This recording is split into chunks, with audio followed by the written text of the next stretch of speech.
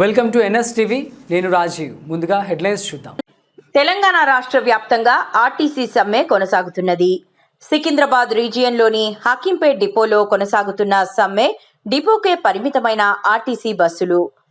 ధర్నా కార్యక్రమంలో పాల్గొన్న జేఏసీ నాయకులు Ashwatthama Reddy, Secunderabad region AAC chairman Gopu Srinivas, Pawan Kumar, మౌలానా, బీసీ అధ్యక్షులు సత్యనారాయణ ధర్నా ఆర్టీసీని ప్రభుత్వంలో విలీనం చేయాలని, ఆర్టీసీలో యూనియన్ ఎలక్షన్స్ పెట్టాలని డిమాండ్ చేస్తున్నారు. అన్ని రాజకీయ పార్టీలు ఆర్టీసీకి మద్దతుగా ప్రకటించాయని యూనియన్ నాయకులు తెలిపారు. ఈ కార్యక్రమంలో కార్మికులు పెద్ద సంఖ్యలో ధర్నాలో పాల్గొన్నారు.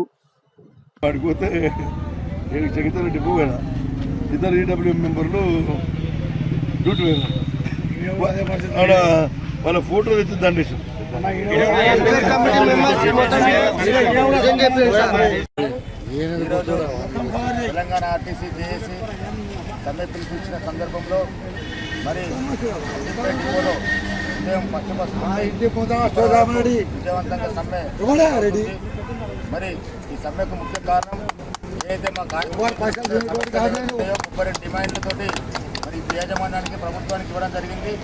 ఆ సమస్యలు వెంటనే పరిష్కారం చేయాలని చెప్పేసి ప్రభుత్వాన్ని మేము డిమాండ్ చేస్తున్నాము. ఏదైతే ప్రభుత్వము చొరవ తీసుకొని నలుగురు ఐఏఎస్ ఆఫీసర్తో కంపెనీ చేసింది, ఆ కంపెనీ వల్ల ఎటువంటి ప్రయోజనం లేదు, కాలయాపన తప్ప ఎటువంటి ప్రయోజనం అని చెప్పేసి నిన్న జేఏసీ నాయకులు చర్చలకు వెళ్తే ఏ ఒక్క సమస్య కూడా వాళ్ళు పరిష్కారం చేయలేదు. కాబట్టి ఈరోజు సమ్మె సూత్రం అని చెప్పేసి ప్రకటించడం జరిగింది.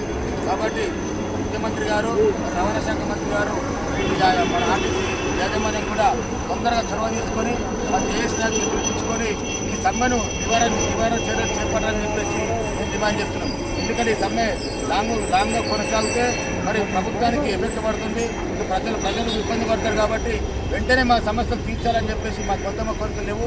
మీరు పెట్టిన కాంగ్రెస్ మేనిఫెస్టో పెట్టిన డిమాండ్లనే మేము తీర్చుకుంటున్నాం. కాబట్టి మరి జేఏసీ నాయకులను పిలిపించి తక్షణమే ఈ సమ్మె నివారణ చర్యలు చేపట్టాలని చెప్పేసి నేను డిమాండ్ చేస్తున్నాను. ఇక్కడ జేఏసీ తరఫున మా సమస్యలు తీరే వరకు జేఏసీ నాయకత్వం.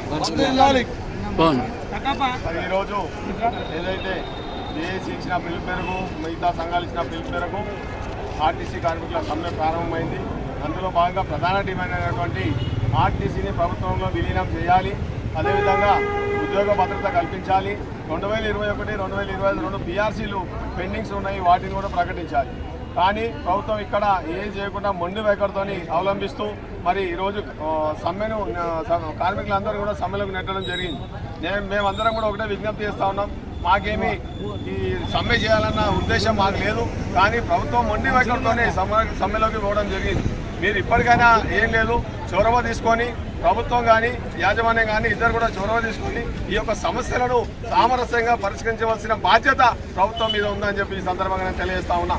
అదేవిధంగా మరి ప్రైవేట్ బస్సులు ఏవైతే ఎలక్ట్రిక్ బస్సెస్ ఉంటాయో వాటిని కూడా అటు కాంట్రాక్ట్ నుండి కాకుండా, ప్రైవేట్ వాళ్ళ నుంచి కాకుండా ఆర్టీసీ ద్వారానే కొనుగోలు చేసి ఆర్టీసీ డ్రైవర్ల ద్వారానే అవి తిప్పాలని చెప్పి ఈ సందర్భంగా ఇంకో డిమాండ్ చేస్తూ ఉన్నాం.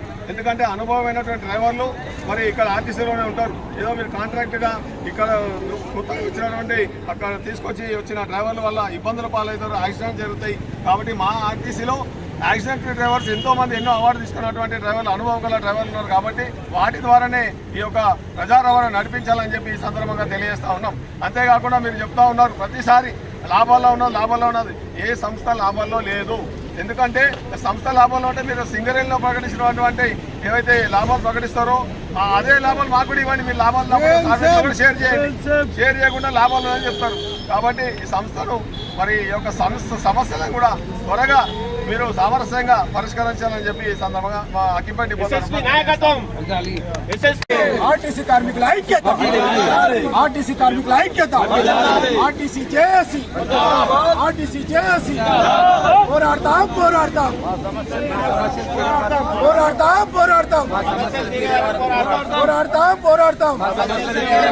हमारा मांगे नहीं मिले तो, हमारा मांगे नहीं मिले तो, हमारा मांगे नहीं मिले तो नहीं चलेगा, नहीं चलेगा, नहीं चलेगा, नहीं चलेगा, नहीं चलेगा, नहीं चलेगा. We want justice, we want justice. సోదరులారా, ఆర్టీసీ జేఏసీ పిలుపు మేరకు మనమైతే ఏదైతే మన సమస్యలపై పోరాడుతున్నామో అయ్యా సీఎం రేవంత్ రెడ్డి గారు, రవాణా మంత్రి పొన్నం ప్రభాకర్ గారికి ఒకటే విజ్ఞప్తి. ఇందాక మా సోదరులు మాట్లాడారు, సార్ మీరిచ్చిన హామీలు, మీరిచ్చిన అడుపులో తలబెట్టుకొని మీ ఆర్టీసీ కార్మికులను కాపాడుతారు. జేఏసీ పిలుపు మేరకు మనమైతే ఏదైతే మన సమస్యలపై పోరాడుతున్నామో అయ్యా సీఎం రేవంత్ రెడ్డి గారు, రవాణా మంత్రి పొన్నం ప్రభాకర్ గారికి ఒకటే విజ్ఞప్తి. ఇందాక మా సోదరులు మాట్లాడారు, సార్ మీరిచ్చిన హామీలు, మీరిచ్చిన అడుపులో తలబెట్టుకొని మీ ఆర్టీసీ కార్మికులను కాపాడుతానని